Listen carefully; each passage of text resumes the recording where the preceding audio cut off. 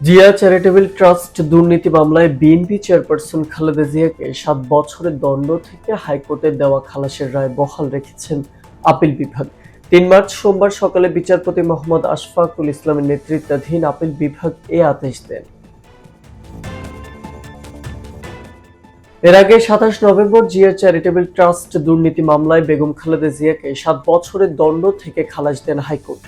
এ রায়ের বিরুদ্ধে আবেদন করে রাষ্ট্রপক্ষ ও দুর্নীতি দমন কমিশন ২০১৮ সালের অক্টোবরে জিয়া চ্যারিটেবল ট্রাস্ট দুর্নীতি মামলায় বিএনপি চেয়ারপারসন বেগম খালেদা জিয়াকে ৭ বছরের সশ্রম কারাদণ্ড দিয়েছিলেন বিশেষ জজ আদালত।